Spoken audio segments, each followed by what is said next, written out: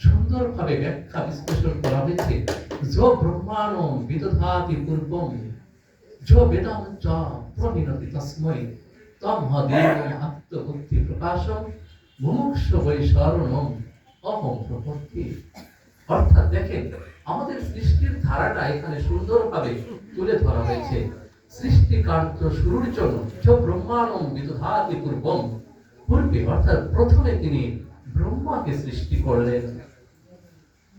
যোগই বেদাম চ, অর্থাৎ তিনি আমাদের এই বেদ, আমাদের এই জ্ঞান, এই ব্রহ্মকে দান করলেন, যে জ্ঞানটা পরম্পরা ভাবে গুরু শিষ্যের মাধ্যমে আমাদের মধ্যে সঞ্চারিত হয়। তমা দেবম আত্মবুদ্ধি প্রকাশম, অর্থাৎ যে দেব তুমি আত্মবুদ্ধি রূপে প্রকাশিত হও, মুমুক্ষু বৈ শরণম অহং প্রপদ্যে, মোক্ষ লাভের জন্য, মুক্তি লাভের জন্য আমি সেই দেবের শরণাপন্ন হই। এই আত্মবুদ্ধি রূপে কে প্রকাশিত হয়েছে? দ্বাপর যুগে, আজ থেকে প্রায় 5250 বছর পূর্বে দেহ স্বরূপে না, ভগবান তো বলেছেন আমাকে মানুষ রূপে ভুল করো না, আমাকে চিনতে হবে। এই আত্মবুদ্ধি রূপে প্রকাশিত হয়েছেন পরমেশ্বর ভগবান শ্রীকৃষ্ণ। এই জন্য তিনি বললেন মত মনা ভব মদ ভক্ত মত চাজি মাম নমস্কার মামি কৈশ্বসী সত্যম তে প্রতি জানে প্রিয় শিবে। তোমার মনটা আমাকে দাও, আমার ভক্ত হও, আমার পূজা করো। আমি প্রতিজ্ঞা করছি তুমি আমাকে পাবে পাবে। আমরা বিভিন্ন ভাবে বিভিন্ন উপাসনা করতে পারি। ভগবান শ্রীকৃষ্ণ সে কথা তো বলেছেন যে যথামাম প্রপদ্যন্তে তাম তথা এব ভজামিয়হ মম বর্ত অনুবর্তন্তে মনুষ্যা পার্থ সর্বস্ব। বিভিন্ন জন বিভিন্ন ভাবে ধাবিত হতে পারে, বিভিন্ন পথে ধাবিত হতে পারে, কিন্তু আমাদের সমস্ত কিছুর লক্ষ্য কিন্তু ঈশ্বর।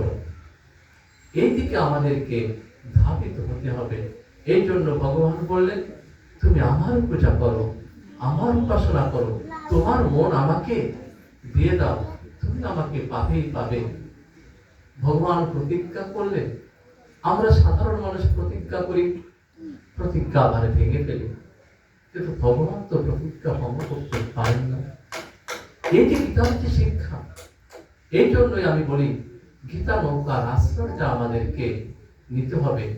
গীতায় যে শিক্ষাটা প্রদান করা হয়েছে সেই শিক্ষাটা আমাদেরকে ধারণ করতে হবে। মোক্ষ যোগে ভগবান সেই মোক্ষের কথাই বললেন সর্বধর্মান পরিত্যাজ্য মাম একম শরণম ব্রজ অহং তাম সর্ব পাপেভ্যো মোক্ষয়িষ্যামি মা শুচো। সকল ধর্ম পরিত্যাগ করে আমার শরণাপন্ন হও, আমি তোমাদেরকে মুক্তি প্রদান করব।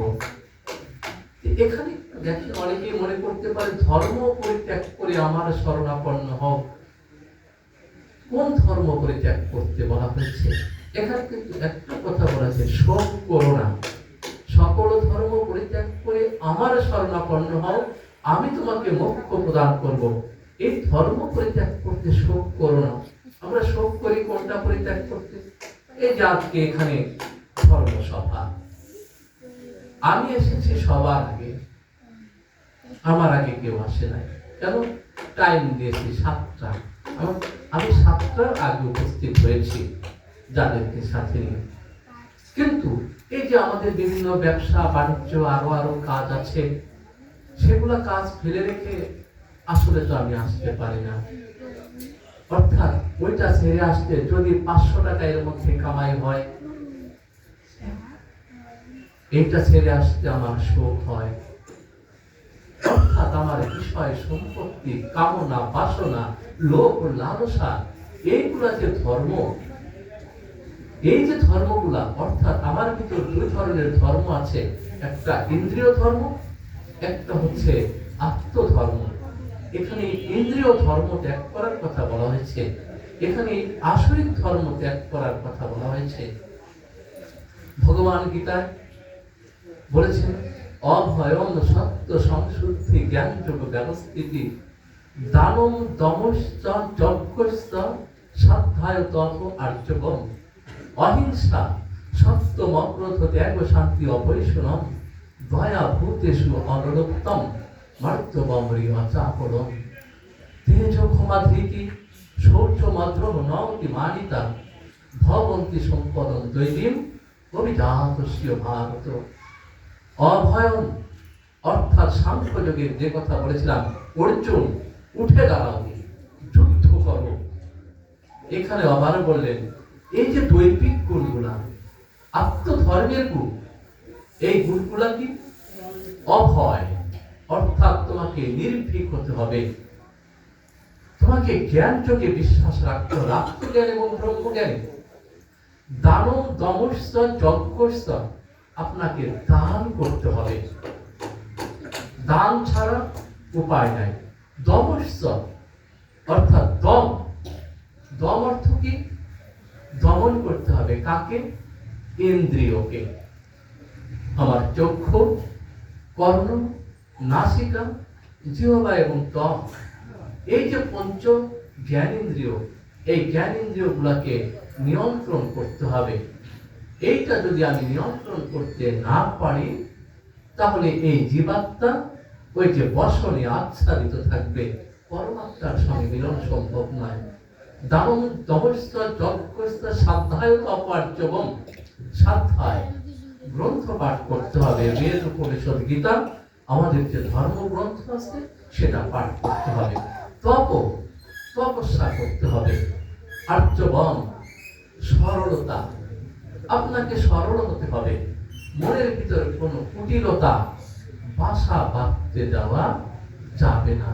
ত্যাগ শান্তি অপৈশনম, ত্যাগ করতে হবে, ভিতরে শান্তি ভাব রাখতে হবে।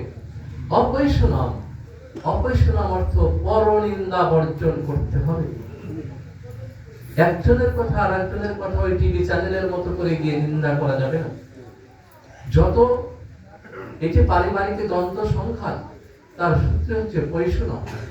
আর ভগবান শ্রীকৃষ্ণ বললেন তোমাকে অপৈশনম হতে হবে, অর্থাৎ পরনিন্দাকে বর্জন করতে হবে। তেজ ক্ষমা ধৃতি, তোমার ভিতর তেজ থাকতে হবে, তেজকে মেরে ফেলা যাবে না। ক্ষমা থাকতে হবে, ধৃতি ধৈর্য থাকতে হবে।